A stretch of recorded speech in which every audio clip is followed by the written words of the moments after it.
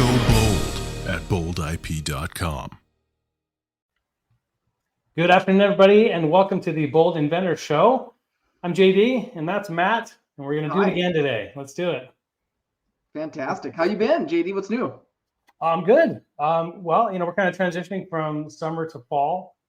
Sports, soccer is ended, and we're starting basketball. I'm going to be coaching some basketball. Nice. My two little girls. You're a pretty tall guy. You got some height on your side of the family, right? With some good shoes. I'm 6'1". I'm 6 feet even. So yeah, not too bad. I did play basketball. I gave up sophomore year. C team basketball was a struggle. But yeah, I know more about soccer than basketball than soccer. Okay, right on. Yeah. Well, we got a good show for y'all today. We're talking patents, trademarks, and intellectual property today. This show is for you, the business owner, entrepreneur, inventor. And as you see by the title, we have special guests waiting backstage from MuMycology. I'm going to mispronounce it all day long, but mycology movement within mushrooms. And they've got a innovative mushroom growing technology we're going to talk to them about. And I'm excited to bring them on. So hang tight for about 10 to 15 minutes. We'll do some Q&A first and then get to them for maybe a half hour or more if we get to. Matt, and then we've got a Bold Bite Shark Tank episode. I did find one mushroom related, so we'll have them on to help us critique, look at it from an IP perspective as well.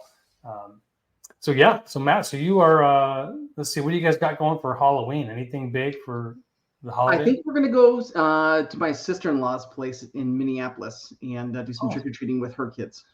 That sounds good. That's the plan. But we're the Sesame Street family. That's, I'm I'm Elmo. We got Kermit the Frog. I guess that works. But Cookie Monster, and who's the other one?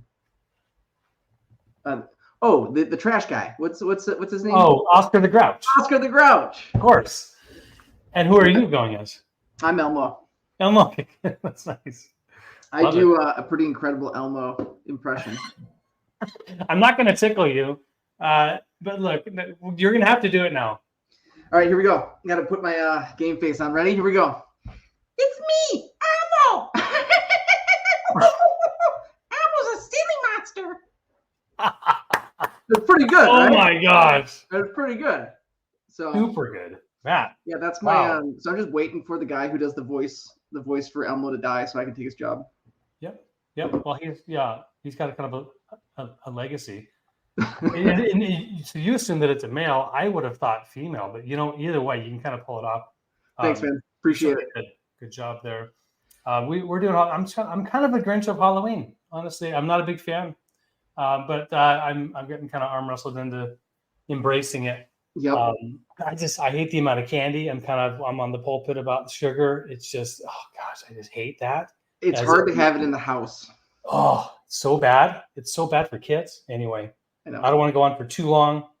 My kids and family have heard enough about it, but man, not a fan of that. Not a fan of just scaring kids. So anyway, I'm more of a happy, smiley, let's give kids like something healthy to eat.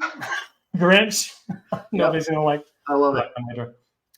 So anyway, let's get to, we've got a bunch of questions that came in.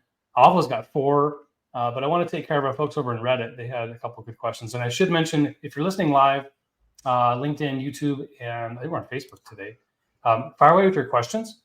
Know that we are not giving away legal advice, and you're not a client necessarily at all by joining this broadcast.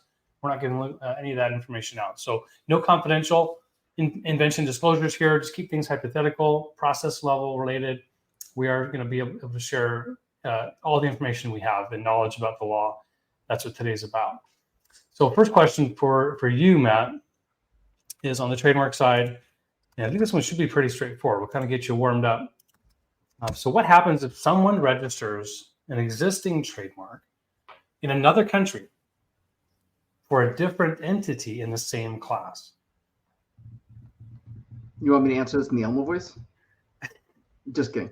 All right. So what happens if someone registers an existing trademark? So like here in the United States, and they register it in a different country, but it's a different company. Well, different entity. Yeah. So all right. You got Bob Soda or Bob Soda in the U.S. Okay. Whatever class that would be under beverages. I want to go and I got an entity in the U.S. that owns it.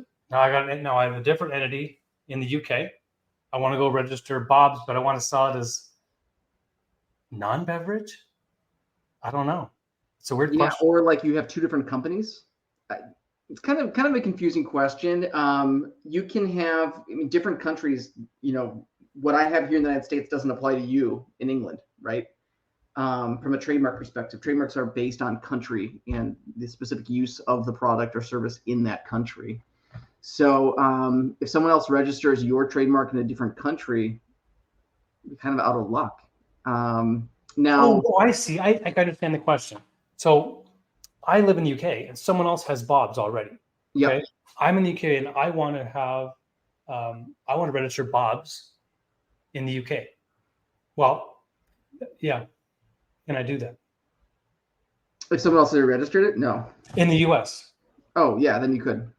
You could. I'm confused. Bob's, let's start over. This is great. Bob's soda in the US, okay? Yep. Exists. Existing trademark. Now, yep. I'm in the UK.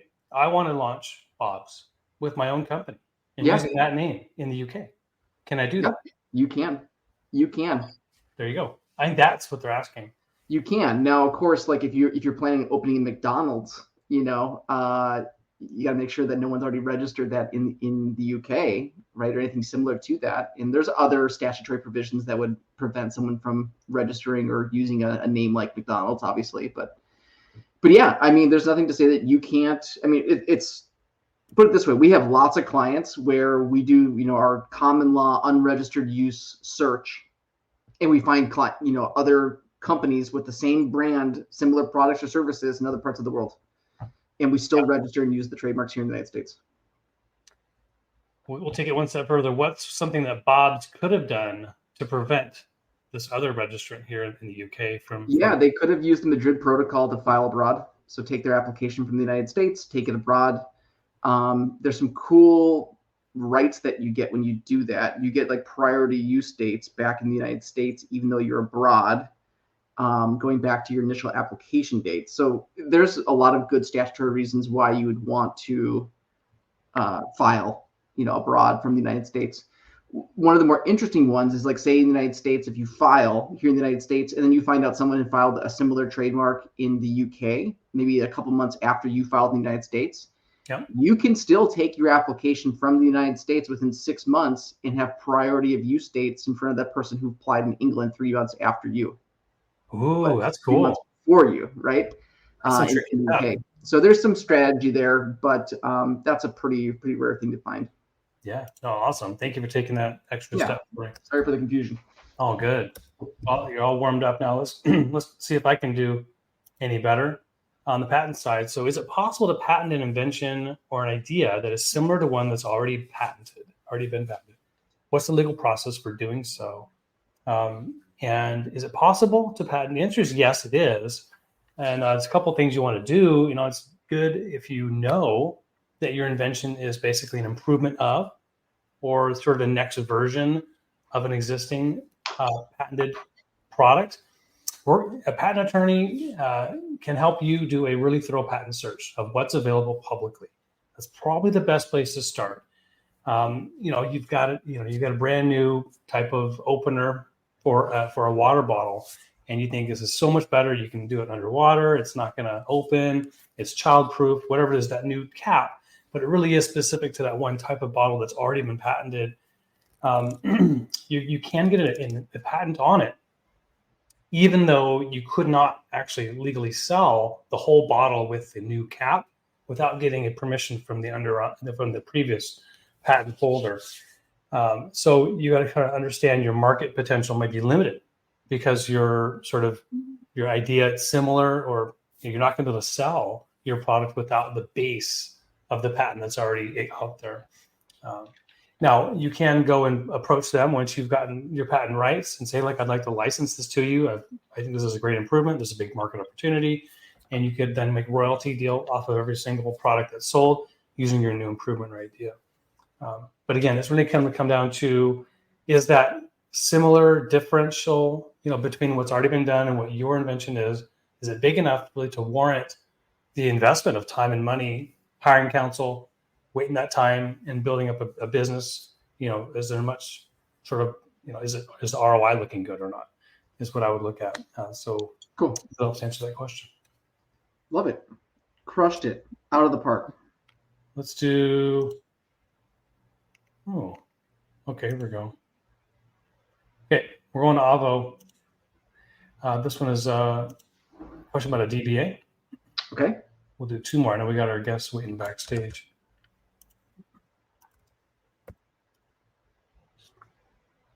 All right. When filing a trademark app, am I allowed to list my DBA as the owner? Are there drawbacks or risks to this? I own a different brand and I don't want to be associated with the new one that I'm creating. Therefore, I do want to list my LLC as the owner of this new trademark, because then they'll be linked publicly. I also don't want to create another LLC yet for this new business. So can I simply file a DBA for the name of the new brand and then use that name to be listed as the trademark owner? Also, if I file the DBA with the new brand name, will this be public information that my LLC is operating with multiple DBAs? So the DBA question. Yeah. No, you can't. You can file and list your DBA, you're doing business as, your assumed name, your pseudonym for your business as part of the application. But you still need to list the actual legal entity. Your DBA is not actually a legal entity. It's a stand-in for the name of the business. And so the USPTO is going to require you to list your LLC, or you as an individual owner, or if you have a corporation, the corporation, or your 501c3 nonprofit. So yeah, you'll need to list the LLC. Of course, you could also just file a new LLC and use that name. That would probably be the most appropriate way to do it. Got it. I don't think you're going to get around this issue. I think you're going to have to file a new LLC. And even then, I mean, if someone who's really looking, right, if they figure out the name of the LLC, they can probably go find out from the Secretary of State, the registered agent. Yep. Perhaps there are ways to remain anonymous. And then there's anonymous states too, where you can file anonymous LLCs and corporations. Delaware, Wyoming, Arizona, I think. There's a number of them. Yeah. All right. Awesome. Let's see. This one is a patent question, but it's really a trademark question. We'll wrap up with this one because it's a common one. This one comes out of our Quora. I like this one because these questions are sort of the ones that they think about, but they're afraid to ask. Yeah. How can I patent 2 businesses that are already in existence if I'm using them as one? Let's unwrap this one. Yeah. Yeah, that's a question wrapped in an enigma, surrounded by how can I patent 2 businesses that are already in existence if I'm using them as one? So I think they're asking, like, how can I register 2 business trademarks if they're using them as one? I think I don't really know. Like basically you started doing, JD's Magic Mo. Yeah. Years later, you did JD's Roofing. Yeah, you can have multiple trademarks owned by the same legal entity, whether it's you or your company can own multiple different, trademarks, because you might have one operating company that does multiple things, right? You might have one part of your company might do trademarks and then might do patents. You might want to keep them separate. Yep. In which case you might file for 2 different trademark applications with one owner, but listing multiple different services. Love it.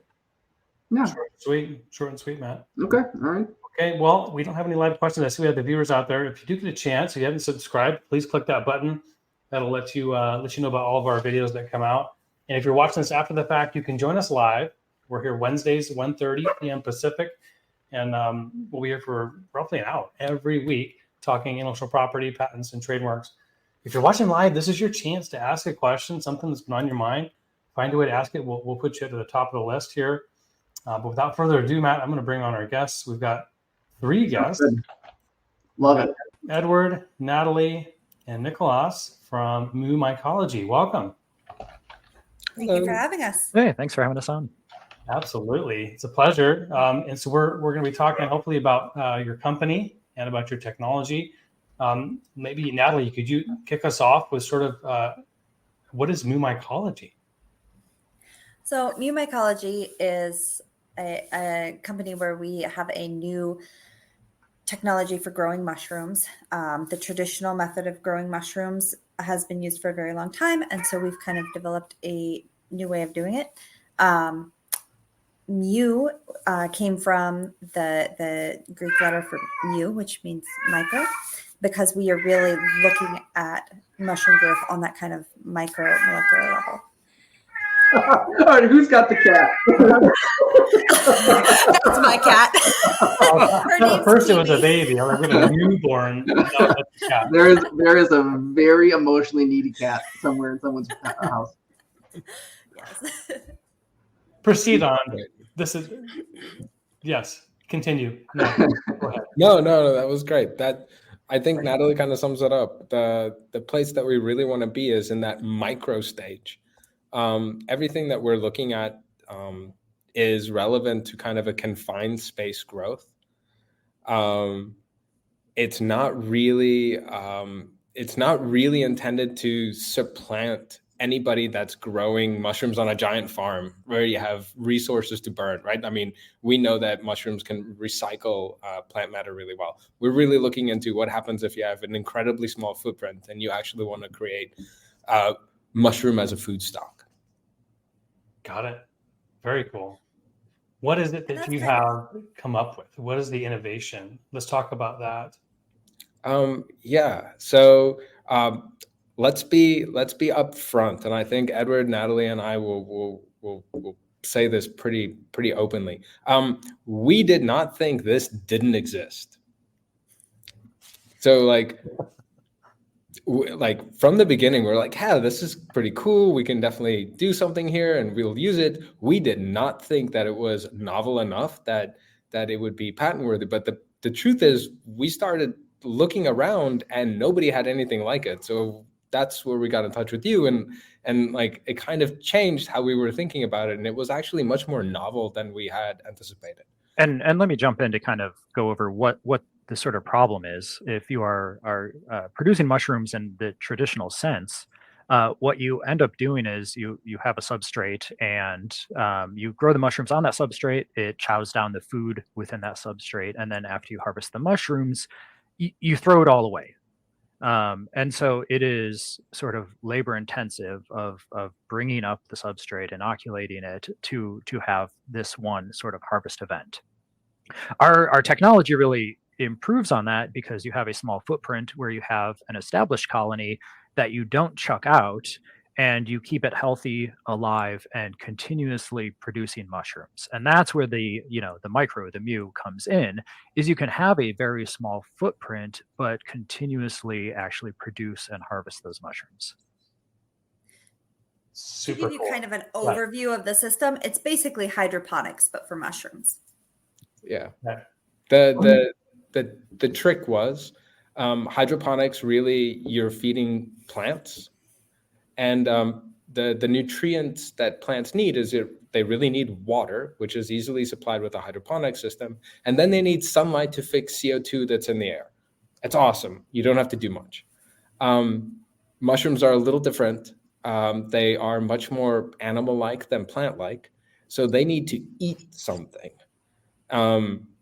In most cases, you can feed them anything. Mushrooms will grow in living trees and dead trees, on beans, on anything, which is kind of why they're fascinating. But the application that we saw that kind of made the connection for us was this idea that if you think about mushrooms as just part of this fungal category, yeast is also part of that. So yeast would be small single cell organisms that kind of do the same. And we feed them all the time to make beer. So you use liquid. The liquid has sugars in it. You use malt and all of that. And now you get to a nutrient-rich liquid solution that the yeast then converts into ethanol and byproducts. And then we drink it. It's beer. So the concept was actually pretty simple. If you think about it that way, it's like, what if you replace the traditional hydroponic system, that is water, with something that is extremely nutrient-rich, like that wort that you make to make beer? Got it. So, and I don't know hydroponics too well, but is it just water? There's no dirt in hydroponics at all? there are like hydroponics also span a really broad spectrum of things. So if you do simplest version of it, it's water, and then you allow something to live roots in the water, and then nitrogen fixing bacteria. So there's some organisms in there that are needed, and then for the most part, it's fixing CO2 from the air. So in its simplest case, that's true. It turns out you need a little bit of additional nutrients and so on to keep everything alive. But when it comes to your energy source, the energy is always in plants coming from light and then fixing oxygen, CO2 to make materials, right? So that's really where that energy is coming from. In the case of something like a mushroom, your energy store is actually everything that the plant's already fixed. So it's sugar. Just back to the Halloween concept. Okay, this is pretty cool. So it's so the way mushrooms were grown, or are still being grown. You mentioned a substrate. What's a typical substrate, like you said, that is being thrown away and wasted now? So that can be a ton of different things. As Nick said, anything that it's getting a carbon source from. So the traditional would be something like, soybeans, straw, mixture of more and less nutritious carbon sources. If you go out in the woods and look at dead trees, there's mushrooms growing all over them, right? So it's breaking down that sort of material, lignin and other things, and making simple sugars out of it.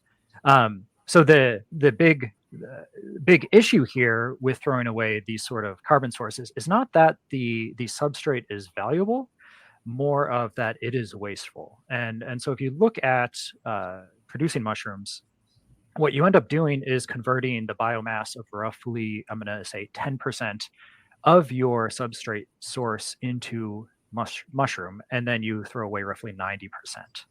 Wow. And so, let's say you're in, a urban environment. You're not composting. You're not on a farm. Suddenly, you are trying to produce mushrooms because local food, restaurant, from farm to table is a great idea. But if you're throwing away 90% of the biomass, you're still producing a ton of waste. And that's the goal of this sort of quote unquote hydroponic, approach. Is if you have a healthy colony that's continuously producing, you're feeding it, you're keeping it alive, you're not turning over that biomass. So I'll just try to keep it plain. Is it true that you've invented a method to have hydroponically grown mushrooms? So we would try to stay clear from the idea of just hydroponically, because hydroponics kind of infers that it's just water, and that's not at all it. We really have to focus on the fact that you are supplying it with nutrients in a liquid form. So there's a new category needed. There's a new name for it. Yeah, I would say we have come up with a way to keep a healthy colony producing. Continuous mushroom colony production. So there's one more feature that makes it kind of interesting, and I think that was an add-on. And that is the way that mushrooms work is they are extremely guided, or the signaling pathways have a lot to do with the environment that they're exposed to. So you imagine you see like when you're walking around in your neighborhood or so on, you walk past the place one day and there's nothing, and the next day you walk past and there's all of these mushroom fruiting bodies that popped up, right? It's really fast. It turns out the mushroom colony was there the entire time. It's underground, it's nice and big, it's nice and healthy, and it's doing what it does. And only when the mushroom kind of breaches the dirt and gets exposed to a little bit of oxygen-rich air does it quickly make fruiting bodies we traditionally call mushrooms. What that means is this is good. Yeah, mushrooms are fascinating. Gosh. Yeah, you can actually control when it fruits by controlling the atmosphere that it's in. So like part of the invention was, okay, so we're going to be really good about feeding the mushroom basically IV fluids, right? We're going to give it all the sugar and the micronutrients that it needs, and we're just going to give it to it, and it doesn't have to digest or decompose plant matter to get it. And then the second step is you actually control the atmosphere that they're in. For 2 weeks, you leave the atmosphere relatively oxygen free, so like high CO2 levels. And what happens, the mushroom colony just expands. It's in this state where it thinks it's underground. It just makes more cells and it just gets thicker and it just grows a little bit more. Time out there. So colony, I'm still picturing traditional mushroom shape. No mushrooms are actually growing. No fruiting is happening. Right. So let me give you a Let me give you a sort of real world example that was part of the motivation for this. In the Oregon's Malheur National Forest, there is a single mushroom organism. So this is a genetically distinct individual. This is not a colony. This is one individual organism. It is expanded over about 3.5 square miles, and it's estimated to be greater than 1,000 years old. So mushrooms are not short-lived. There's no reason we can't keep a persistent colony. It is all about keeping it healthy and happy. And like Nick said, it's really these environmental factors that it's all underground. It's all this one massive sort of individual. But then with the right conditions, it's going to say, it's the right time to reproduce. That's the actual mushroom that you think of, and that's what we eat. Think of it more of the apple of an entire tree. The entire tree is underground. You just pluck that apple when it pops above ground. Thank you. This is so good. Hopefully I have enough time to keep going. Okay, keep going. So tell me more about the little tweak you had to make. Yeah. So the advantage here is now we have another lever to control, and that's the atmosphere that we're in. Along the way, we learned a lot about how to have a sterile environment, how to keep it clean, how to make the mushroom healthy. It is a living organism, so it has an immune system. So once it's healthy, it doesn't get bacterial infections or things like that. Strangely, in some of our first attempts, we really had to fight off the fruit flies, but you learn. Yeah. But now you have this lever to pull, which is the environment. The nice thing about that is you can program it and you can control it. The big benefit here is you can essentially have mushrooms on demand. You can say, I'm going to let the colony grow for 2 weeks, but in 2 weeks' time, I'm going to switch it over from a CO2-rich environment to an oxygen-rich environment, and that will trigger the mushrooms to generate fruiting bodies, so the mushroom bits that we normally think of. And you can have that happen for a day or two, and then cut it off, take it, switch back to the growth condition where it's just under CO2 again, wait 2 weeks, and just recycle and continue the process again and again. Wow. Very good. Let's talk about sort of I'm not a huge mushroom eater. I'll cut some mushrooms up, put it in like a spaghetti mix, but I'm not ready to exchange it for the proteins. Does it have the same, amount of protein? Can you have, if you're a protein eater? Conveniently, Natalie is an MD, so we're going to have her answer this one. Okay. So mushrooms are relatively high in protein. It's not the same as eating a steak, right? But they are relatively high in protein. And in fact, a lot of vegetarian options use mushrooms, especially like portobellos, as a meat substitute. They're also high in a lot of micronutrients, especially B vitamins. So when we were part of the NASA's Deep Space Food Challenge, that was one of the aspects that we kind of brought up a lot, is the fact that it does have relatively high protein. It does have these micronutrients that would be important, for an astronaut living in space to also be able to consume without needing to have a cow. Yeah, and is there any sort of degradation, if you will, of the nutrient quality as this thing is built in this artificial chamber, right, as opposed to a natural mushroom? That would be a really interesting question. I think you'd have to do a lot to actually get to that point, for us to actually tell. Yeah. I will say this. We've eaten the mushrooms we grow, and they're delicious. They don't taste any different from a mushroom that we've bought at a store. Cool. So we can't know the micronutrient grown in poop. Yeah, it's just a little cleaner.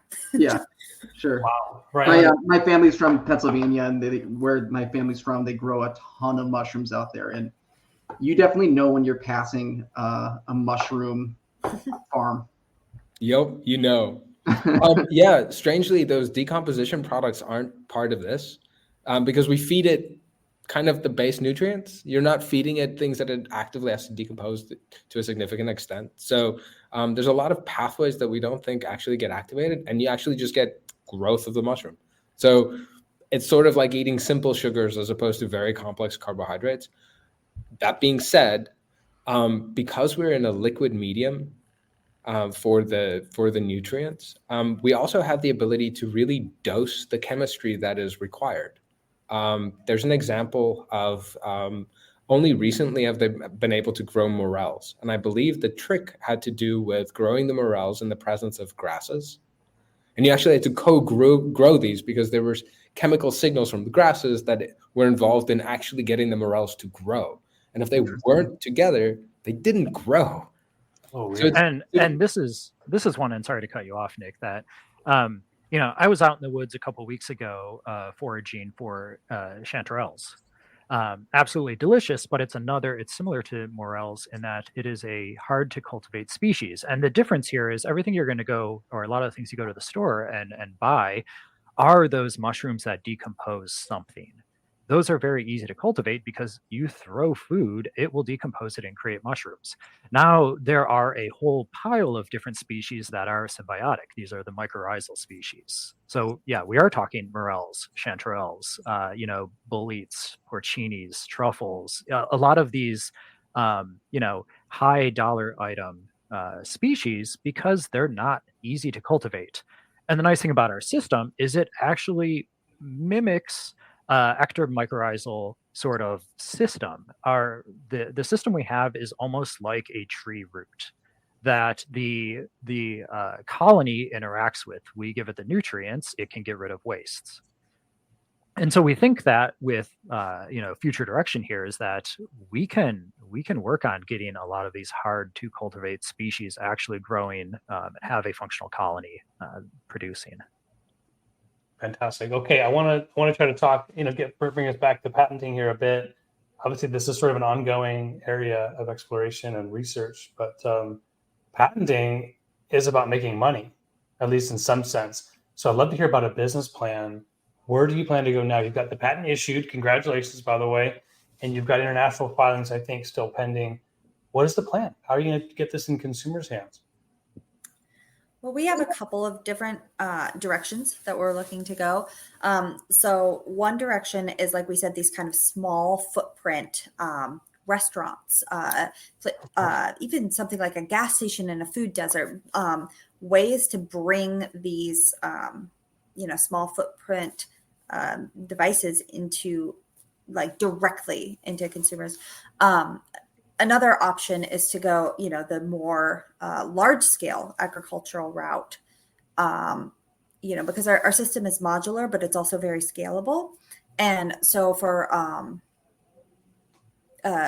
businesses that don't want a whole lot of waste, that is another option. And then the kind of third option is to go the more academic route and working with, universities. Like I've reached out to Oregon State University here. They do a lot with mushrooms. And so kind of going the research route and helping universities that work very closely with mushrooms that don't want a whole lot of waste, that want this, very narrow system that they can control. It's a controlled environment. And so it works well in that kind of academic setting. Yeah, I'm gonna repeat all three of Natalie's points again.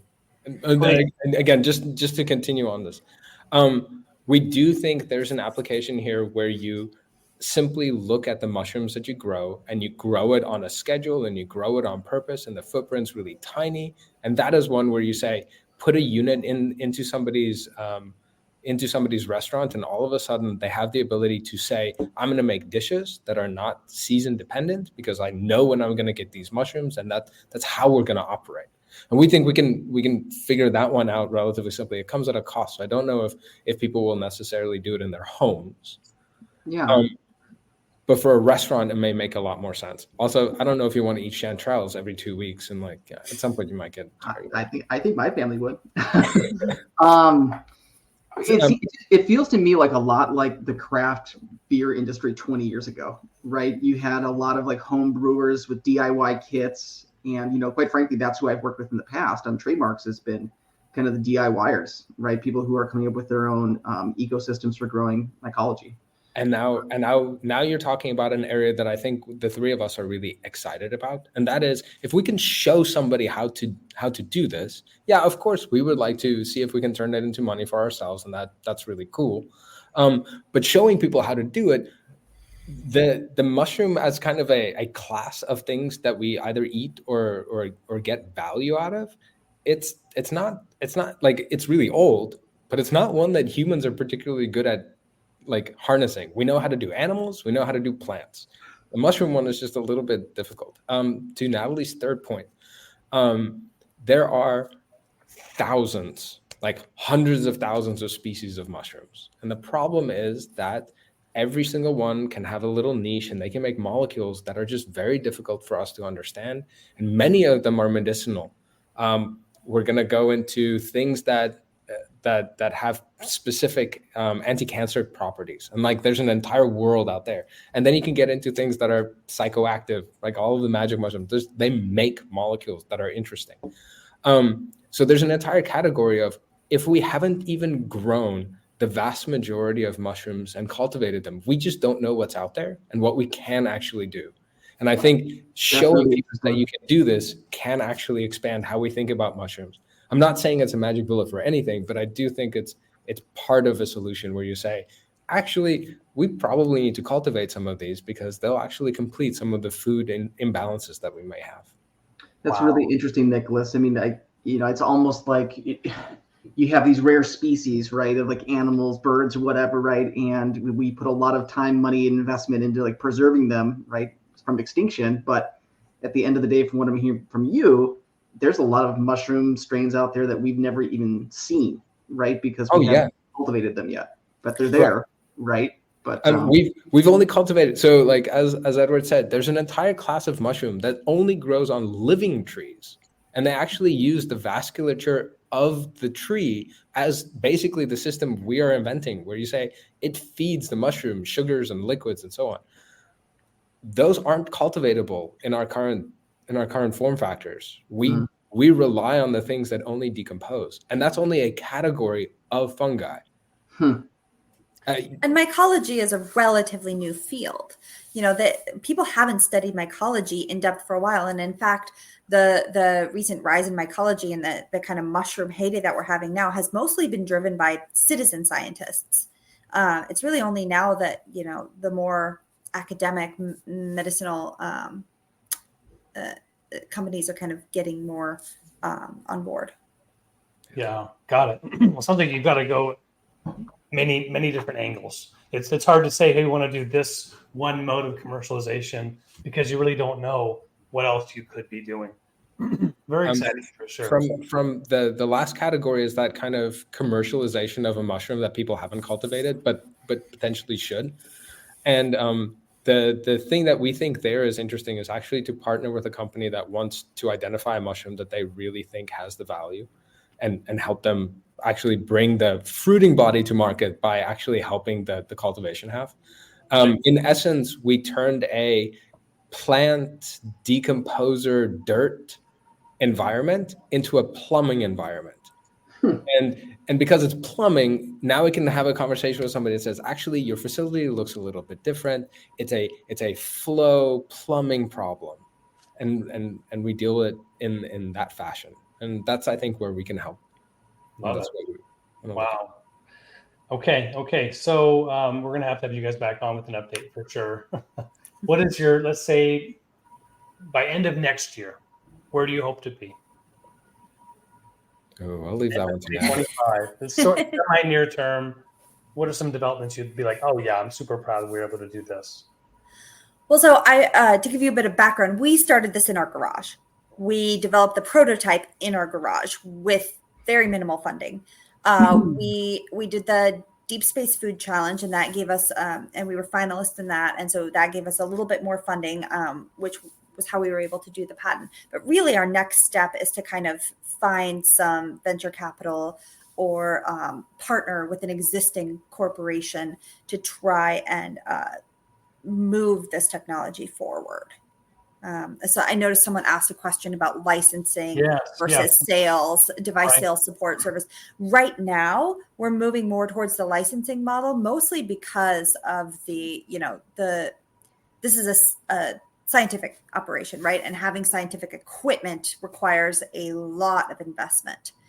So right now we're looking more into that kind of licensing aspect so that we can partner with companies that have that sort of equipment in order to take this to the next step. Yeah, everyone romanticizes the garage invention, but as a chemist, as a scientist, garage science is terrible. I'm just going to say that outright. It is very difficult to do things right, and so that partnership with lab space, with other scientists, being able to explore some of these future directions we've talked about, is pretty critical.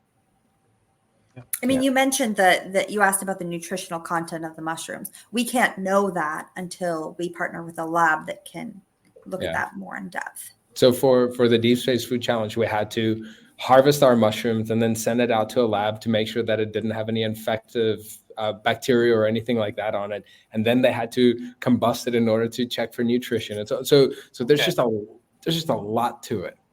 Absolutely. Jonathan Mitchell is asking, how much is it for someone new? Like you said, in a restaurant, ballpark, what would that installment cost? For that pizza maker or something, right? Whatever restaurant. If we give you a ballpark right now, it's very wrong. I don't want to buy one. What? Anyway, I think you're in the couple, multiple thousands up to $10,000 in order to really do it right. Okay. The issue comes with keeping everything sterile. It turns out that you have to actually keep everything clean. Now, the nice thing about what we're showing is we're actually using a lot of the technologies that, for example, came through COVID. COVID was really interesting in the sense that all of a sudden you had this explosion of people that tried to make sure that the air was not full of organisms. So either viruses or pathogens of any sort. Mm-hmm. What happened was we reached out to one of the companies, and I'm happy to share this. The company was called Pure Cleanse, and they made a specific type of air purifier that uses light in order to generate hydroxide radicals. Now, normally these would be bad and it would destroy things, but in the case of trying to destroy living things out of the air, it works great. So we called them up one day and we're like, hey, we have this idea. We think this will work. And essentially they were like, yeah, you should definitely try it because their system works better if there's more water vapor around. So if the humidity is high, and we're like, man, that's where we want to be. Yeah, this was great. We threw their system into our setup, and we have a warm, humid environment. It's great for growing all sorts of little buggers, and it's junk. And so I very intentionally cleaned nothing for 8 months, and it was wonderful just having the system running. It kept the colonies alive, healthy, and it stopped the infections. It was really wonderful. It's the same technology they use for cleaning the air on the ISS. Okay. Going back to your cost question, I will say that right now the biggest cost isn't actually our system or our invention. It's actually the growth chamber that the system has to live in. The system that keeps things sterile, that manipulates the environment. We're not inventing that. That's inventing the wheel. That has already been invented, and there are a lot of people who are working on making those growth chambers cheaper, more effective. So as the cost of those growth chambers comes down, the cost of our invention is also going to come down. Yeah, unfortunately, those are mostly in the cell culture scientific space right now. Mm-hmm. We don't need something quite that intense, but for us to develop it seems unnecessary if we can buy something off the shelf. Love it. Thank you three so much. We're going to have you stay on, and we're going to have some fun with a Shark Tank pitch. Maybe you guys could work together, with companies like this. So I'll put that on. So if you guys could go on mute for me, Matt, do the same. I'll share screen and we'll listen to a little Shark Tank pitch.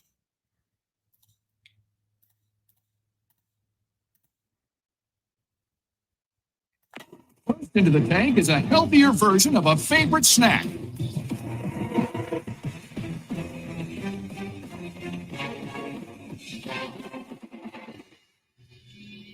Hello, My name is Michael Pan, and I'm from Portland, Oregon. My company is Pans, and I'm here today to talk to you about something that's near and dear to my heart. Jerky. Sharks, you're all busy and know what it's like to need fuel on the go. And jerky is a convenient, tasty, nutritious snack people have been enjoying for centuries. Let's take a moment to appreciate our jerky in all of its glory. I can't think of anything more satisfying than ripping into a meaty, chewy, delicious piece of jerky. Whew. Almost brings a tear to my eye. Pans is high in fiber and vitamin D. It's paleo, soy-free, gluten-free, and there are just 6 simple ingredients in our original recipe. And all our flavors have their own unique umami taste. Wow. I didn't mean to go on and on about our jerky without you being able to taste it. I'd love for you each to take a bite, so please, go ahead. Now, I can't wait to hear your thoughts, but before you share them, I have to admit something. That marvelously meaty texture that you're experiencing, great, really good. Thank you. Love it. Is actually mushrooms. That's right, Pan's mushroom jerky. I was wondering. I love it even more. This is great. We have 4 delicious flavors. Oh my God. Original, zesty Thai, salt and pepper, and Wow. applewood barbecue. All of them have a delicious flavor and satisfying texture that fans of jerky love. Now, Sharks, I'm seeking $300,000 in exchange for 10% equity. Who's ready to take another bite? Wow, that was a great reveal. Thank you. These are all shiitakes, by the way. So tell us your story. How did you get into mushroom jerky? So my father was born and raised in a small fishing village in Malaysia. Luckily, I had the opportunity to go visit family to learn about my heritage and where I came from. And one of these visits to Malaysia, there was a bowl of food on the table. I reached in and try it, and immediately I thought, oh, this is great. It must be pork. I was really confused. The person who served it was my cousin, and he was vegetarian Buddhist. And he had been making the snack for himself, for his family, for people in the area, and selling it locally. And as vegetarians, they had a really hard time finding foods that not only tasted great, but also had a really great texture. And mushrooms were very satisfying and also very healthy. A COVID disaster loan as well. Would you say you're on track to do $1 million this year? Yes, we think we're going to get 1.5. 1.5. We're about $95,000 to $100,000 in sales a month right now. I want to talk about something more exciting and fun. How good it tastes. Yes, huh? which is these. Thank you. Look at this. I have none left. I seriously, You're not the only one. I'm in the bags here. Yeah. This is fantastic. Thank you, Lori. Totally my cup of tea. Is there anybody else doing this? There are others starting to do this, and that's obviously why I'm here. We want to move faster. But we really rely on our taste and texture is superior to anyone else. Michael, you making money yet? You got a deal. No, I'll do it 18 for you got. 15. I'll do Yes it or for no to 15. 18? You just gave me an offer. You Hey, gonna live up to I'll do it for 15. Mark, you got a deal. All right. Sharks were clamoring. So, Yeah. what's your initial take? Let's go with Matt. With your quick trademark and other overall take. Yeah, no. So they have a trademark registration on pans, right? Generally speaking, you can't register a service mark in particular if it's a surname. But in this particular case, because it's pans apostrophe S, it's a product, able to get around that potential surname refusal to USPTO. They're registered to protect mushroom-based snacks. So, Okay. cool. Yeah. Very quick update. So they came back. They did do a deal with Mark. I want to just point out, though, from the patent perspective, right, that question was asked, do you have any competition? And he kind of said, well, really, no, we're trying to be a first mover. That's dangerous, right? He's up there looking for investment, and good thing he got it. They're still in business. They're selling a ton. But that's one of the risks you take without getting a patent, without having any type of specific technology. Maybe they've got something behind the scenes kept as a trade secret in terms of how they're formulating that food. And it would be probably not worth it or too risky to try to go for patenting on it from that perspective. So I'll hand it over to the MuMycology team. What do you guys think about this pitch and product? No, it's great. I've had lots of mushroom jerky and it's delicious. You have? Sometimes it's delicious. There is some very bad mushroom jerky that I've had as well. You guys are familiar. I've never had it. Matt, have you had mushroom jerky? No, never even considered it. Like common for you guys. Okay. It comes down to spices and texture. We will warn you. There's thousands of different types of mushrooms, and there's definitely some that are just slime. Like there's one that like it inks, like, and it just melts into a blob of goo. So some will be worth cultivating, and some just won't. Okay, got it. Have you thought about that and one particular avenue, right? Serving makers of jerky. Would that be a good fit, or is that more for the farm high volume? So you notice that he said they're shiitake mushrooms. So they're sticking to mushrooms that are easily cultivated. So you can do it on a massive volume. And so we are looking at a lot of these sort of gourmet species and ones that are hard to cultivate. So I don't know if the fit is perfect there for us, unless you were looking at doing small scale batches of particular species. Got it. So I think maybe Matt, you were right with that brewery, right? That independent, small batch, boutique, high end, or just unique and local, maybe not necessarily high price, but I think maybe for me, it's not beer right away. It's just the raw, fruit of the mushroom. People aren't used to. You're not just always going to be able to take that raw mushroom and eat it. There's got to be something readily convertible or that hot new thing. A way to consume mushrooms that is as close as possible to beer. That is actually why we think that area that's in that line where you actually sell to restaurants is actually so interesting. Where you say, let's put it on the people that actually serve food to actually come up with how to prepare it.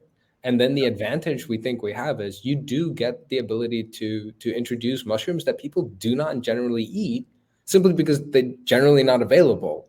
Yeah, right. I'm thinking mushroom really popcorn. Cool. Right? I love that. I love that aspect of it, Nicholas. That you could have a whole whole new portfolio of mushrooms to try. So I do want to address the comment to you. There's one about mushroom leather manufacturers. We were lucky enough that when we started talking about this, we actually got we started talking to a number of people in Chicago. There happened to be a company that was using mushrooms not for the fruiting body, but they're actually making the colony that we would think about. They were growing that in a vat, and then you mulch that all up and you turn it into a protein powder. There's another company that uses a very similar concept to what we're proposing or what we have. And instead of growing the mushroom in order to, again, have a fruiting body, which is where we really think we stand out, they actually grow it and then take the hyphae, the colony, and like brush it in different directions after every growth cycle. And by doing that, you can actually make this leather equivalent. And it comes out and it's really tough and it's really like, it's really durable. And it's basically all of these cells growing into each other and making this fiber pad. But the technologies are related. The company that's making the mushroom powder, they're growing it in a very similar style as making beer, where you have this nutrient-rich media that they all brew up. In the case of the leather, they actually use a sheet and put the nutrient-rich media on top of the mushroom, and it actually just seeps through this sheet very, very slowly. So similar to what we're proposing, except in their case, they can't make a fruiting body because you don't have space. You don't have that form factor. Wow. Very cool. It's almost like they're growing on a lattice or some sort of structure. Interesting. I will say, going back to the Shark Tank idea, if, for example, someone wanted to make mushroom jerky, but with a less easily cultivatable mushroom, let's say, they wanted something really big and meaty like chanterelles. They wanted to try to make it with that kind of mushroom. That would be a possible avenue for us, especially because our technology is potentially scalable. That could certainly work as well. So in the scalability argument, again, as I said, it's a pumping. It becomes a plumbing issue. Think of it as your colony becomes something that looks sort of like a thermos bottle, and you have tubes that go in and out of it. Yep. And you grow this and you grow mushrooms and it's all.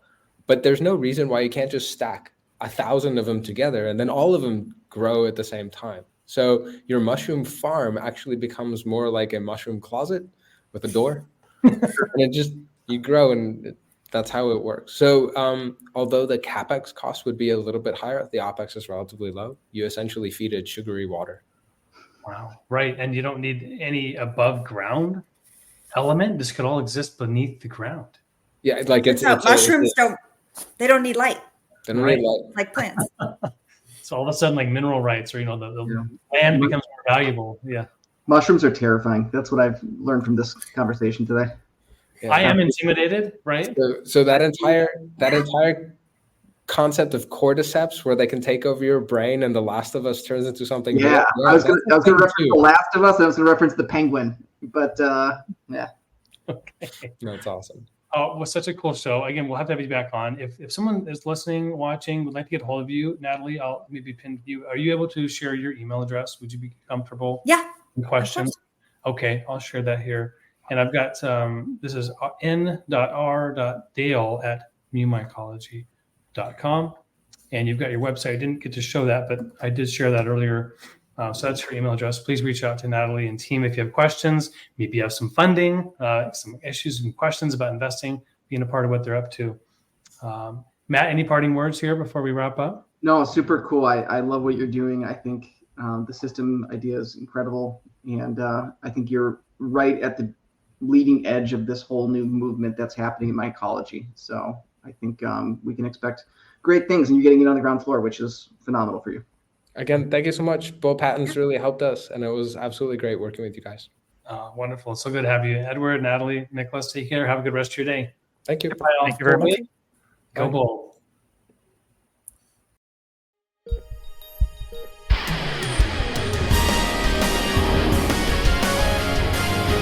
Go big.